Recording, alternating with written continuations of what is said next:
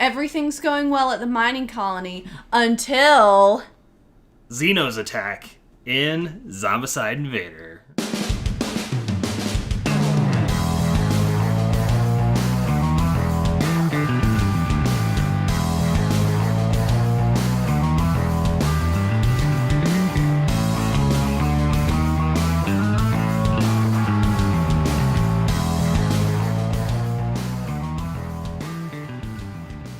Hello and welcome to Tantrum House Studio Awesome. I'm Ryan. And I'm Katie. And today we're going to be talking about Zombicide Invader. It's the newest in the Zombicide series. And of course, it is now dealing with aliens. The Xenos.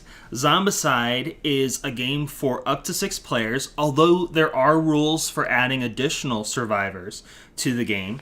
And if you're not familiar with the original Zombicide, it's a game about surviving a horde of zombies, or in this case, Xenos, that are attacking you. Everybody plays with different characters that have special abilities they can do. You have so many actions you get to spend. You use gear that you collect throughout the game. You try to get better gear to kill more zombies. Meanwhile, the zombies are spawning at different points on the board, and they have a specific programming that they follow to chase you down and try to kill you before you complete your objectives. So we are going to take a fairly brief look at some of the differences between the regular Zombicides and now the Invaders. So let's go ahead and jump in and look at some of those differences. The first thing to talk about are the board changes. You still have a modular map, but instead of having a lot of closed doors that you have to open, it seems like there's almost no closed doors. You can close a door as an action, though. Also, instead of having it where whenever you open a building, it spawns a zombie in each room in that building, there is no spawning zombies inside buildings, which makes for a very different feel to the game because you're always trying to keep them out instead of finding out what buildings they're in. Another thing to take into account is the difference between interior and exterior. In the exterior, there is no atmosphere, so guns that use bullets and flamethrowers, those things that rely on oxygen for combustion, they don't operate in the exterior zone because there's no atmosphere for you to use. Also, characters can't go outside into the exterior zones until they collect O2 tanks to breathe with. And then they'll have to enter the exterior zone through an airlock. In Zombicide Invader, there are two different types of survivors. There are soldiers who are allowed to only search in rooms that are designated with a red border, and the overall room is mostly red. Then there's also civilians who are allowed to search in any room. Now, there are some upgrades that allow soldiers to search in any room.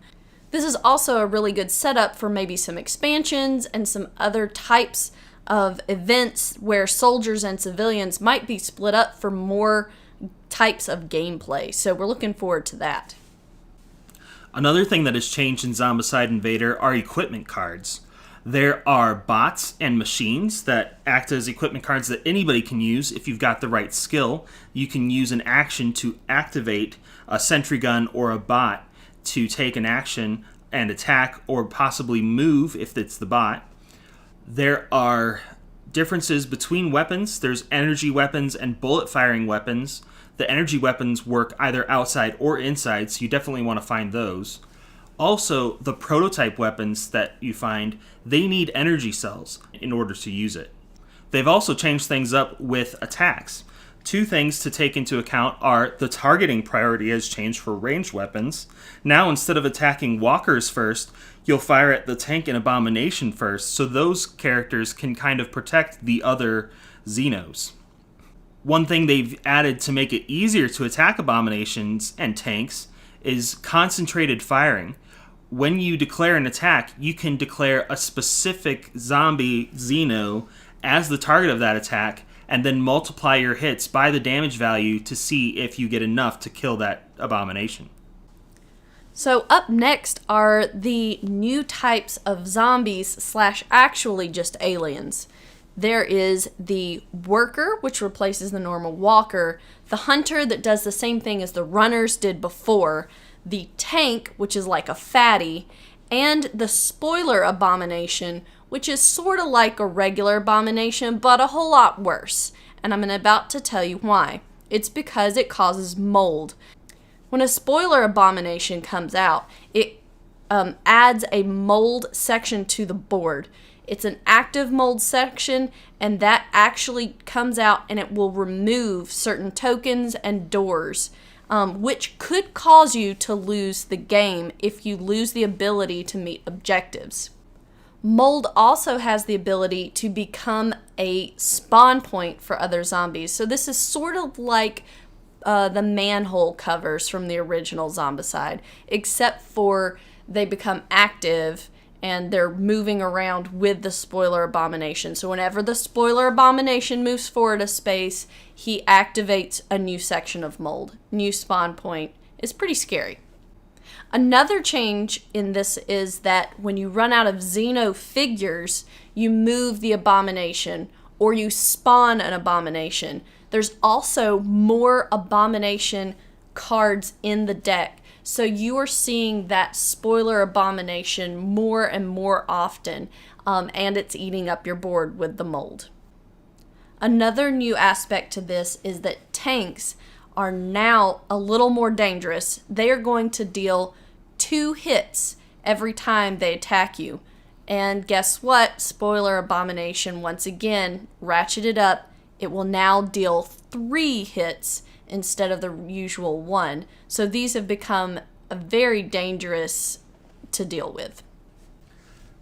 I really enjoyed playing Zombicide Invader. I've enjoyed everything in this series, but this might be my most favoritist Zombicide yet. I feel like they streamlined some things. There's less fiddly bookkeeping without having to put in all those zombies every time you open a building.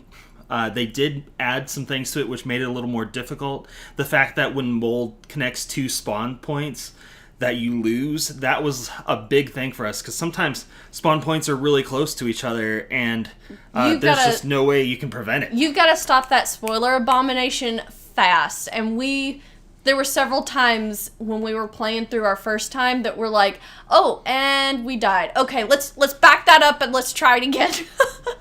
Because it was really things that we just didn't think about keeping track of, like the mold. Where's the mold spreading? I liked that you got to see the abomination more often because there's just so many more abomination cards, and then the fact that it comes out if you can't add any more of a specific type to the board. You just see a lot more of the abomination, and it makes the game a little harder, but they added that concentrated firing mechanic so that you can kind of compensate for that and actually, pinpoint them, take them out. I really liked that. It makes total sense. If I had a machine gun and I'm firing, I'm only going to be firing at that one guy who's like, I really got to take this guy down. It makes total sense. I love that part. That is great. Also, oh man, there's a lot of things that I really like. There's no longer the splitting of the single zombie, when it can go 2 separate ways. Oh, it's suddenly 2 zombies and suddenly you're like, oh no, it's all over the place. Now you just choose. The Xeno's going to go one way or the other. You're not dealing with that. Now, larger groups still split and add an extra one if they're uneven. Yeah. But single zombies do not split. Yes. I also really, really like that the abomination and the tanks do more damage. It makes them more dangerous, and it actually makes them more like something to fear. I kind of had this feeling after a while that the regular abominations are just something you kind of skirt around and like, oh, you're going to get hit. Yeah, but it'll just kite them around the map. It'll be okay. You can't let these guys walk around. They're messing the map up. They're going to probably take you out in a single turn if they get a hit on you. And I just think that just really ratchets up the emotional, like, oh no, we've got to get rid of this guy.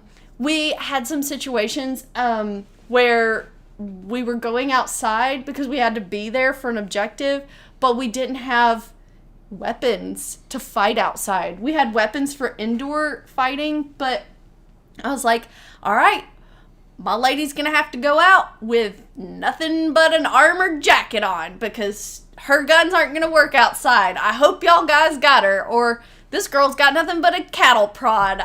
Come at me, abomination, you know? So you really, searching and finding the right equipment is very important in this. And that is, I think, another good addition that they made to this Zombicide Invader. We really enjoyed it. If it sounds of interest to you, you should definitely check it out. Zombicide Invader.